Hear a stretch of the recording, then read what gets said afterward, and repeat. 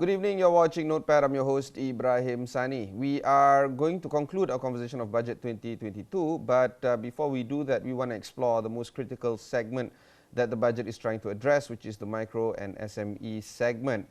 We've seen a lot of overtures and also movements from the government, particularly from the Finance Ministry, based on the statement or the budget that was presented by the Finance Minister, Tengku Zafrul, that a lot of assistance and a lot of leeway has been given to actually reboot Malaysians' largest employer sector, which is of course the micro SME. Here to unpack most of the conversations on this would be Rizal Nainy, the CEO of SME Corp Malaysia.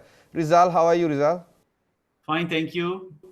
Some of the items that were being presented addresses directly the SME Corp, but much more items are being addressed generally in this sector.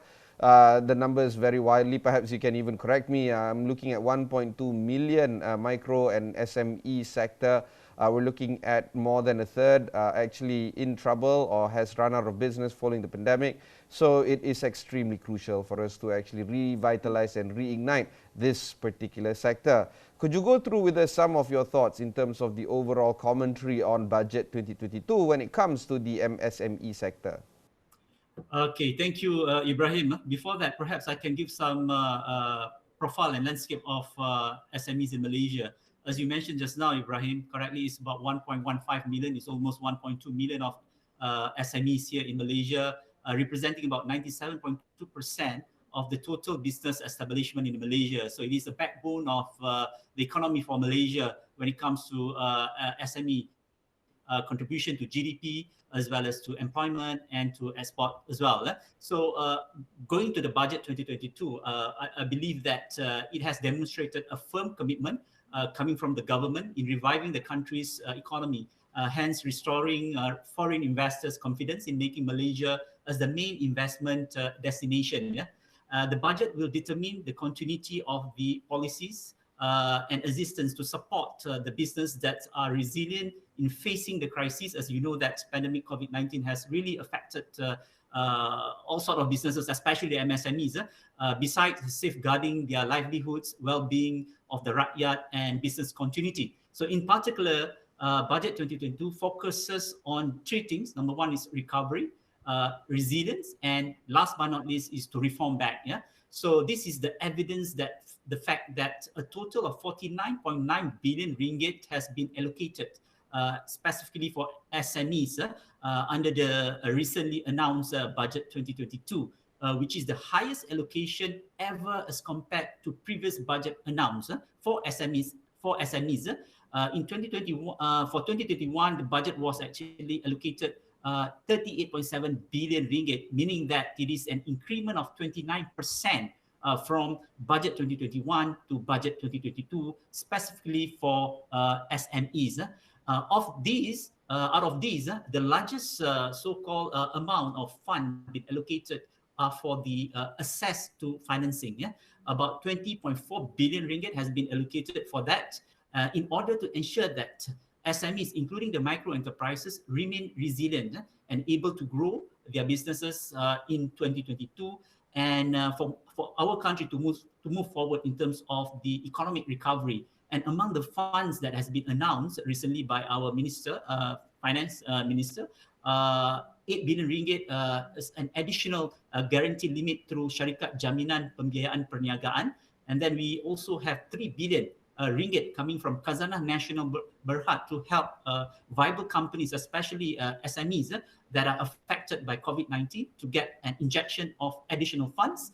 And we also have 2.1 billion that were allocated for the MSMEs to support the equity and quasi-equity investment schemes. There are many other financing as well, but these are some of the three that I mentioned. And Budget 2022 also focuses on the strengthening of the human capital development, and about 10.1 billion ringgit has been allocated for that to enhance the skills of the workforce for the SMEs to work within these new norms, and recognizing the gap that we have, especially the quality of graduates, the needs against the needs that industry wants.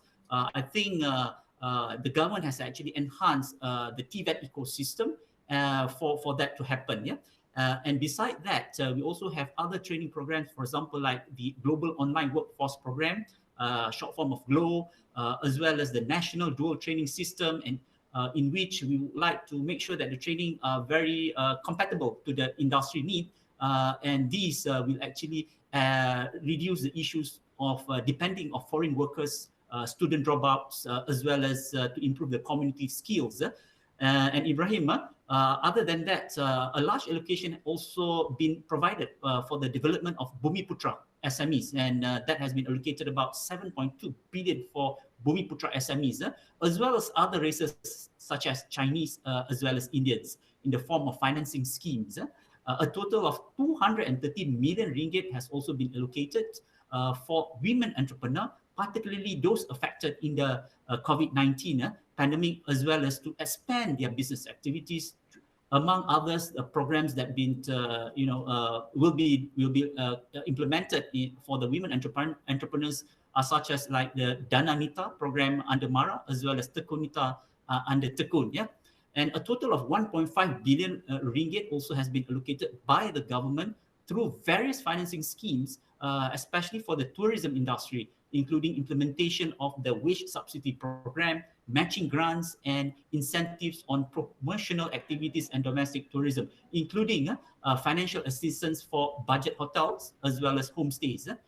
Nevertheless, under the budget 2022, it should also be supported by the long-term measures such as addressing disruptions in the supply chain, including encouraging the substitution of import goods and strengthening the export capacity for the SMEs in the long term. Yeah. So with these long-term measures, I believe that it will ensure a stronger and more comprehensive SME growth. There's also that element of 200 million ringgit allocation for digitalization and digitization of the MSME sector, and perhaps we can also deduce that it can also accelerate some of the economic recovery, one of the 3 R's that you mentioned just now, which did take a setback from COVID-19 pandemic.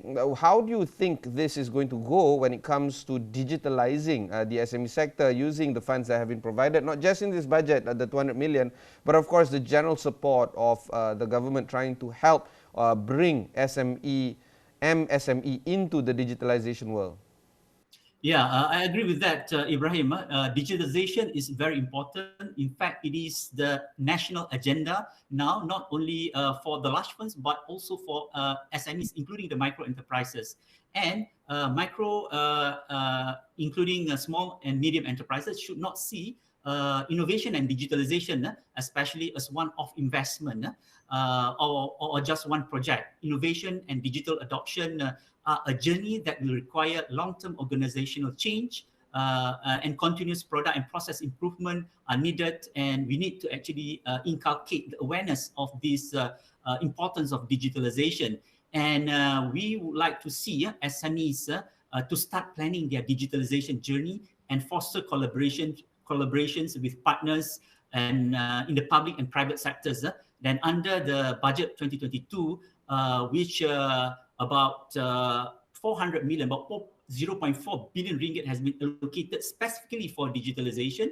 And some of the initiative, for example, like the Innovation Hub for Industrial Revolution 4.0 has been allocated about 30 million ringgit. And this hub will act as a center of excellence and support in the innovation ecosystem by developing new technologies clusters such as drones, robotics, and autonomous vehicles. Actually, SME Corp Malaysia has done a survey or a study together with Huawei Technologies about 2 years back, just before the pandemic, and we found out that one of the challenges that SMEs are facing is that they are not digitalized as what we want. From the survey, only about average about 20% SMEs businesses being digitalized. But when it comes to acquiring gadgets and devices like smartphones and laptops, computers, they are actually at an average about 90%. But when it comes to digitalization, they are still lacking. Meaning that we would like to see more SMEs to digitalize their business in terms of adopting hardwares, softwares, back-end system, front-end system, for them to have better operations in terms of efficiency, and end of the day, they can actually be sustainable when it comes to online businesses.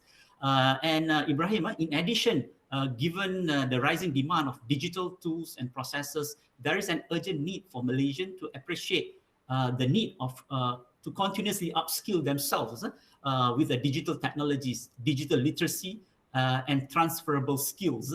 And Budget 2022 targets about 220,000 trainees to undertake various upskilling and reskilling programs with a total allocation of 1.1 billion ringgit. And among programs that will be implemented are like Place and Train program, which is a training program with guaranteed replacement into employment. And we also have upskilling program in collaboration with industries will be enhanced by prioritizing skills such as GLOW program, as I mentioned earlier as well. And these are things that we would like to see SMEs understand and know where to get that assistance. All right, we'll go for one short break before we continue our conversation with SME Corp.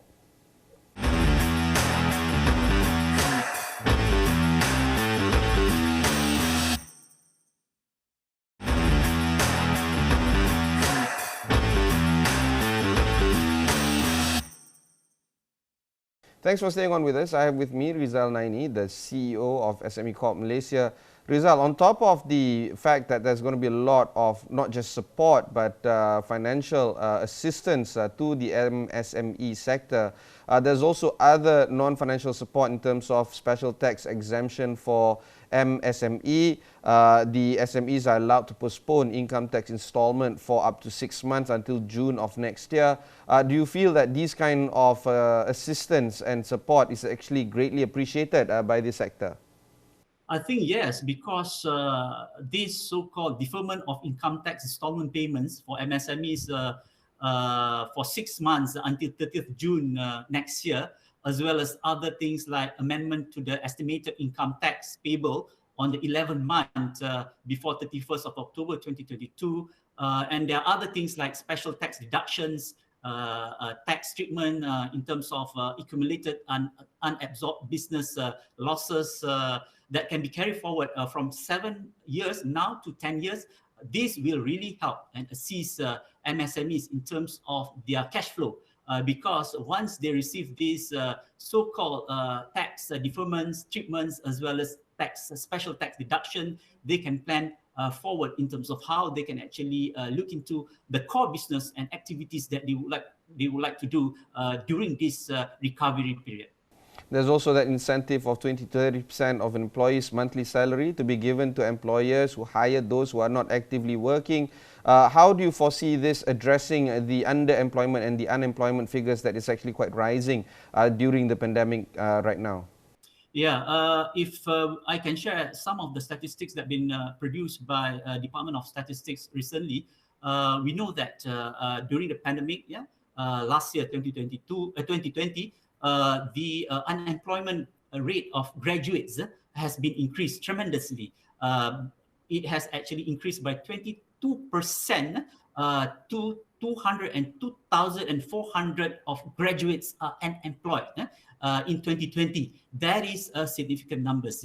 So with that numbers, we as SME Corp also have actually looked into how we can actually help these unemployed graduates by coming up with programs called TUBE, which is stand for Tunas Usahawan Belia Bumi Putra, but for the graduates, meaning that we would like to see entrepreneurship is one of the solution for them to take as the main career rather than working with others like the multinationals, governing companies, or even with the government itself.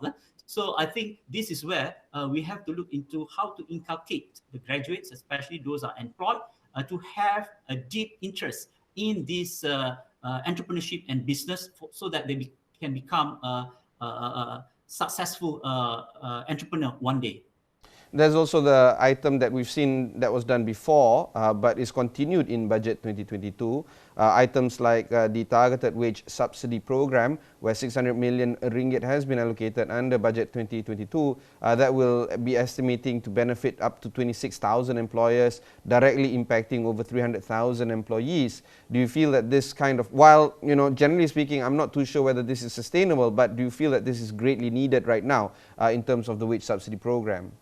Yeah, I think these are the immediate needs, especially that the unemployed group that they need jobs for them to actually to go forward in terms of their livelihood. I believe what the government has done is superb in terms of giving jobs. In fact, there are 2 billion ringgit of incentive in terms of a program called Jamin Kerja, with a target of 300,000 of people that can actually benefit through Perkeso. Yeah. So with these kind of programs, at least in 2022, we can see some of those who are actually perhaps unemployed can get jobs within this program under budget 2022. Rizal, let's talk a little bit more about the role of the control of budget 2022. We've seen how Tengku Zafrul, the finance minister, has said that there will be a special committee that will be chaired by the prime minister, to be coordinated by the finance ministry, that will help to oversee the delivery of the assistance to the targeted groups. One of them is, of course, the SME Corp and SME sector. Do you feel that these kind of control mechanism is going to help in terms of trying to ensure the money that has been allocated for the recipients are going to be delivered accordingly, timely, and in full amount?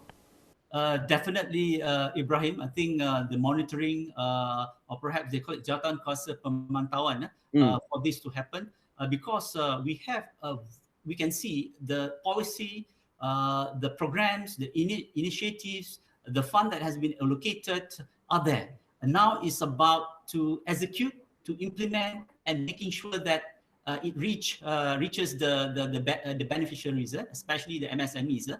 So with that jawatan kuasa pemantauan, or the monitoring committee, I believe it will actually look into how we can actually do more and do it efficiently as well as timely, and making sure that all these programs reach the needed MSMEs or of entrepreneurs who actually need the assistance.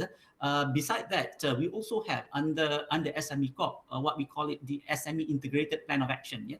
And these are a plan where we monitor, we coordinate, as well as we look into how we can actually make it more efficient when it comes to delivering programs. Not only our programs, but also other SME development programs by the ministries, as well as government agencies, in which we have 17 ministries who are actually doing SME development programs, and more than 60 government agencies that are doing the same SME development program as well. So every year we will come up with a report and share this so-called performance with respective ministries, including to the cabinet ministers, so that they know what's happening when it comes to delivering SME programs at their respective ministries as well as agencies.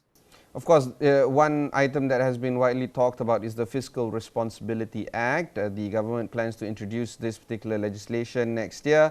The consultative papers have been put out. Lawmakers are debating it, or will eventually debate it. How do you think this will impact how the SME sector is going to get the money, going to be able to spend the money, able to understand how effective or not effective these kind of monies are being pumped into this sector? What is the correlation, generally speaking, between the Fiscal Responsibility Act with that of the MSME sector? I believe the Fiscal Act will actually look into the overall fiscal position of Malaysia itself, not just the MSMEs. But when it comes to MSMEs, as you know, that 97.2% of the business population are MSMEs. It will really, affect whatever MSMEs are doing on the ground. It will affect the overall economy. As we know that this year, 2022, there will be a positive projection in terms of growth, in terms of the national growth, as well as the MSMEs growth. So I believe with the Fiscal Act, that will really be a positive kind of approach that will help the SMEs as well. You know, the past 2 years have been quite dramatic for many of us, particularly that of the MSME sector.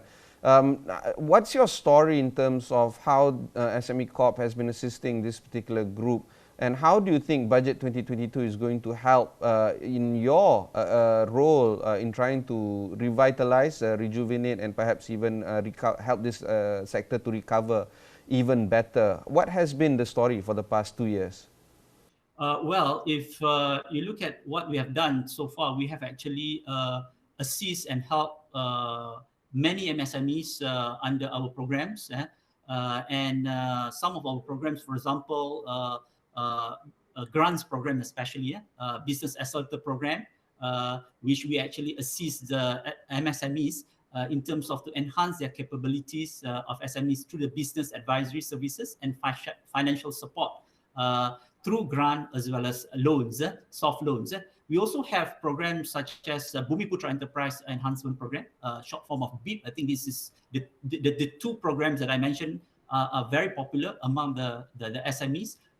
And these can actually help them to expand, to also make sure that their business are going forward and moving forward, as well as they can also export. There are many scopes under this program, for example, like buying machines, helping them with upgrading the systems, softwares, marketing, packaging, machineries, automation, advertisement, promotion, you name it, except for working capital. So with these universal kind of grants will help the SMEs especially to be more resilient when it comes to crises like what we are facing now.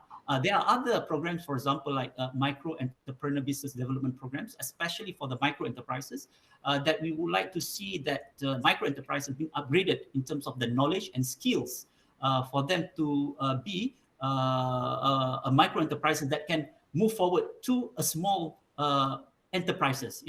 So we have a program called Grow Biz, which we would like to see micro enterprises turn into small enterprises before they go for the next step, which is the medium enterprises. So with that, we believe that all our programs actually will cover all sorts of classes of SMEs, from micro, small, and medium. We also have one program called Prestige, stand for Program for Enhancement of Strategic Industry and High Growth Enterprise, to create homegrown champions through a targeted approach by building capability and capacity for the participating companies, especially in certain sectors, for example, like medical devices, biotechnology, aerospace, oil and gas, rail industry, as well as drone technology. So these are very niche specific industries that can give a quantum leap when it comes to GDP contribution from the SMEs. My final question to you, Rizal, is actually on the possible threats and the possible challenges that we need to be wary of, or at least be cognizant about in terms of revitalizing this sector. In your opinion, what would be some of the threats that might come our way when it comes to assisting the MSME sector? I think one of the biggest challenge that MSMEs are facing, especially during the pandemic or post-pandemic, or maybe during the recovery period, is about their cash flow. Why I say the cash flow? Because when we do surveys, not only one survey but several surveys, cash flow is always the main, the number one challenge that they are facing. Why they say cash flow? Because when cash flow, poor cash flow, will actually relate and lead to, for example, like close down of businesses, as well as retrenching employees, and no fund for actually to operate their business as usual. So cash flow is number one. So by actually having a better, proper cash flow management, then I think the MSMEs can actually look into how they can actually plan their businesses, as well as to have one more thing is about contingency plan. As we know that the pandemic, COVID-19 has taught us a lot when it comes to businesses. One of it is about how to digitalize their business. It becomes a boosting factor for MSMEs to know how to digitalize their businesses and to have contingency plan if, let's say, there is another crisis or pandemic coming to Malaysia, especially. I mean, that is an actuarial certainty. A lot of our scientists and, of course, scientists around the globe are saying that this could be just the start of the many global contagion that might afflict us. It might come 30 years from now, 3 years from now, it can come 300 years from now, but this is certainly not the end. Contingency plan is, of course, important. Business continuity plan is, of course, important. Financial cash flow management is, of course, important. Do you feel that the SME sector is, I guess, given a rude awakening into how they need to manage their business? It's not just about that whole kais pagi, makan pagi notion. It is about longevity and going concern of the business itself. What's your view on the MSME players when it comes to looking at the business post-pandemic right now? Okay, other than that, as I mentioned, it's about cash flow and digitalization of their businesses.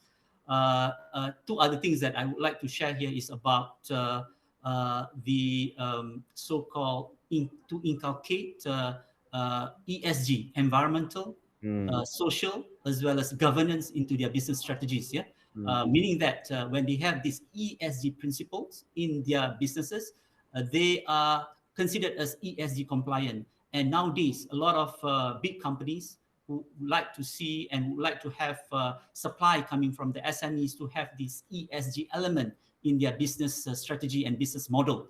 So with this ESG so-called principles and elements, I believe that MSMEs can actually be sustainable when it comes to a long-term journey for them to transform their business from one modality to another modality, or perhaps to be a successful exporter, as well as to be resilient when it comes to this pandemic such as COVID-19.